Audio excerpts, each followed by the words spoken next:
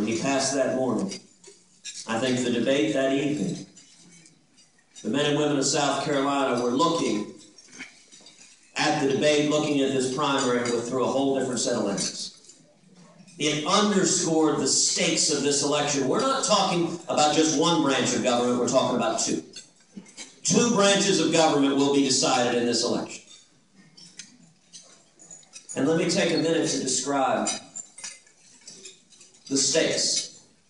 We have, unfortunately, right now, already an activist Supreme Court that is out of control.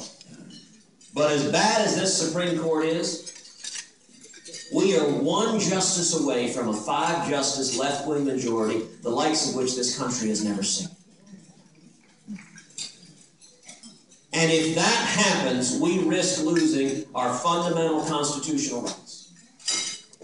Look, on the question of life. Life is foundation. Life is the very first right. Without life, there is no liberty. Without life, there is no pursuit of happiness.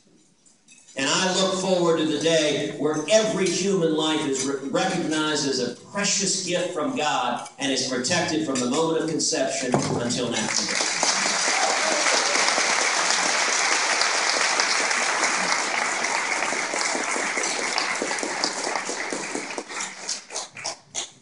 This election, we are one justice away from the Supreme Court striking down every restriction on abortion that has been put in place the last 4 years. Before I was in the Senate, when I was the Solicitor General of Texas, the chief lawyer for the state in front of the U.S. Supreme Court, we led a coalition of states in front of the U.S. Supreme Court defending the federal ban on partial birth abortion. And we won 5-4. 5-4. That means we are one justice away from the Supreme Court concluding you cannot ban partial birth abortions. And we are one justice away from the Supreme Court mandating unlimited abortion on demand up till the moment of delivery, partial birth with taxpayer funding and no parental notification. In their view, you have the right to know if your daughter's getting an earring, but not if she's having an abortion. That doesn't make any sense. But we're one justice away from it. Another critical issue is the Second Amendment, the right to keep and bear arms. Now, I'm told people in South Carolina kind of like their guns.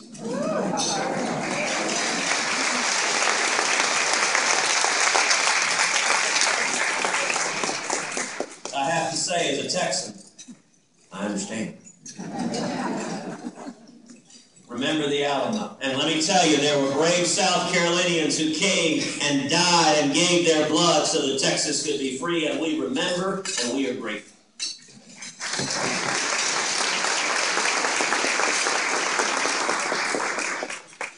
The most significant majority opinion that Justice Scalia authored in his 3 decades on the court was the case of Heller versus District of Columbia. I know Heller very, very well because I represented 31 states in the Heller case defending the Second Amendment right to keep and bear arms. And we went to the Supreme Court and we won 5-4.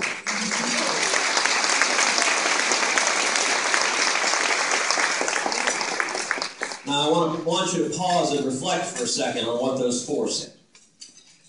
The dissenters didn't say some gun control is sometimes permissible.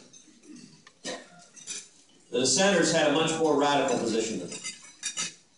They said that the Second Amendment protects no individual right whatsoever. They said instead it only protects what they called a collective right of the militia, which is fancy lawyer talk for a non-existent right. One more liberal justice, and the Supreme Court will overrule Heller, which will strip every one of us in this room of our rights under the Second Amendment. It would mean, as a consequence, that the government could ban firearms, could make it a crime for any one of us to own a firearm, and we would have no right under the Second Amendment to challenge it. That's what the stakes are, literally, whether the Second Amendment is read out in the Bill of Rights. And by the way, it's worth noting, as y'all understand, the Second Amendment is not about hunting. It's not about skeet shooting or target shooting. Those are wonderful things, but that's not why the Second Amendment is in the Bill of Rights. The Second Amendment is about the God-given right of each and every one of us. That if somebody comes into our home at night and seeks to harm our children and harm our family, we have a God-given right to stand up and defend our home and defend our children and defend our family.